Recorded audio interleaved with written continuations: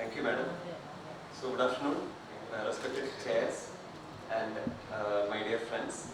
At the outset, on behalf of the organizing committee of JPEF, I would like to thank each and everyone over here.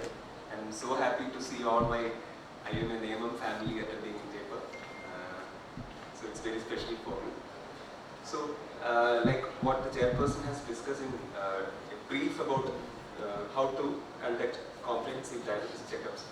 These are all very basic things which we are doing every now and then. And today also, just before reaching for the event, I had a few patients having these questions like, every day in your office you will be facing these questions. Why am I supposed to do this HbA1c? And what is the need of doing the cholesterol values in between? And when to check blood pressure, kidney function, liver function? So many questions. And asking, doc, why are you asking for me to do all these tests in between? What is the need of doing this? Sorry. So, the comprehensive medical evaluation which we are doing for our diabetes patients are supposed to include all those which have highlighted by the chairperson, that is to evaluate your patient in detail during the initial visit and also during the follow-up evaluation time. And these are done to assess how the condition of your patient is and to avoid the so-called complications which may end up among your patients. In addition to that, the team involved in the diabetes care, because a doctor cannot do by himself all those things which is needed, very important. So the psychosocial assessment, you have to take care, management of comorbid condition, taking care of overall health of the patient to have a better quality of life to be continued while treating diabetes, and to assess functional and cognitive status of the patient. And very, very important to know that you have to include the patient in the diabetes care along with his caretaker to continue the treatment to have a positive effect on diabetes management. So, the main part coming is, of course, physical examination, laboratory test which we are doing for our patients. From the third year experience which we are getting from the MBBS level, like how to handle or how to get in detail with the patient, that is to be taken care. So, I am taking as reference the Diabetes Standards of Care 2024 American Diabetes Association recommendations. So, during the initial and follow-up evaluation, you are supposed to have a detailed history of your patient, starting like what I said, the third year experience which we have from the beginning of MBBS. So, to know the characteristics of the patient, how the diabetes is evolving, so the age, the symptoms, and to review the previous medical reports if the patient is already under treatment, and to assess the frequency and cause of severity and past hospitalization, the family history, if there are diabetes in the family, mainly first degree relatives, family history of autoimmune disorders, personal history, definitely. Again, you have to consider all these factors including OSA, fatty liver history, blood pressure, dyslipidemia, and these are highlighted in detail in this tabular column. Moving on, the behavioral factors which we are focusing in diabetes management or any lifestyle disease, the diet, exercise, and the habits of the patient, including whether tobacco history or alcohol consumption or any substance use is there or not. So these things have to be taken care during the initial detailed history taking. So in our center, what we do is either the doctor or the team involved, the team members who are educated or trained in assessing or taking history of the patient, we are taking the help of them as well. So in routine clinical practice, where we are getting only very, very minimal time to spend with the patient, it is very difficult to take care of all these aspects. But like what madam said, you should know in detail about the patient. Then only you will be able to start the treatment which is ideal for your patient. So why the comprehensive medical evaluation is important? So this is to confirm the diagnosis. After getting the detailed history of the diabetes, the particular nature of your patient, the patient profile, you are going to confirm what sort of diabetes is the patient is having. And of course, with the so many lab parameters, you are going to classify the diabetes as well after getting the detailed history. Then evaluate for diabetes complications, potential comorbid conditions and overall health status of the patient. Identify the healthcare, the caregiver is there for the patient is not. In our OP setup, we advise our patients to bring a caretaker along with him or her to have a proper follow-up along with the patient. So you have to make sure about that as well. Assessing the social determinants and of health and structural barriers to optimal health and healthcare. Review previous treatment and risk factors management in people with established diabetes.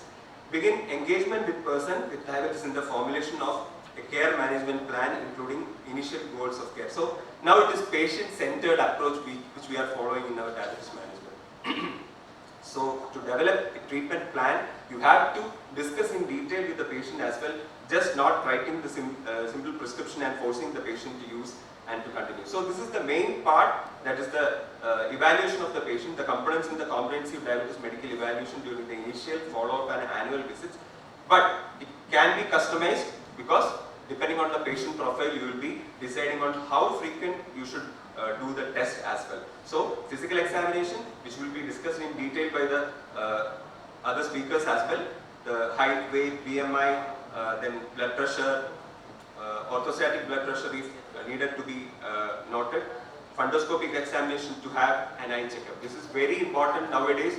Whenever we see a type 2 diabetes patient, it is mandatory to do the fundus examination in the beginning itself. For type 1 diabetes, you can plan for the later as well.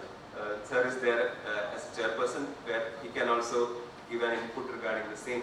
Then thyroid examination, thyroid palpation, then skin examination to know if there is signs of insulin resistance are there or not. Then physical examination will be followed by the detailed blood test which we are doing for our patients, starting with A1C. If the test is available, yes, of course. Otherwise, you have to do the A1C test. And this is the era of glucose monitoring which we are doing with new sensors. So even you can opt for doing the continuous glucose monitoring data if the patient is willing to do that. It is not mentioned in the reference which I am quoting. Definitely the detailed blood other examination include lipid profile, liver function, microalbuminuria assessment, serum creatinine and estimated EGFR, then TSH, vitamin B12 if the patient is already on metformin, then complete blood count, serum potassium levels if the patient is on ACE inhibitors, ARB, and the newer mineralocorticoid antagonists if we are using finerenone, and of course vitamin D and calcium to be highlighted. So the goal of comprehensive evaluation is to provide the healthcare team a detailed information of your patient to start an ideal treatment and to continue the same. In addition to that, the healthcare professional should assess the diabetes self-management behavior. So we are training your patient to continue the treatment by themselves. So you have to make sure that. Of course, the nutritional part will be dealt by the dietitian if the team has a trained dietitian among them. Social determinants of health, and wherever it is indicated, you have to discuss in detail about the immunization and screening for cancers which is specific for age and sex.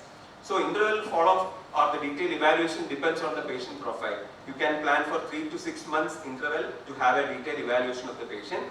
And in addition to that, those who are at high risk of having fracture should be evaluated for that.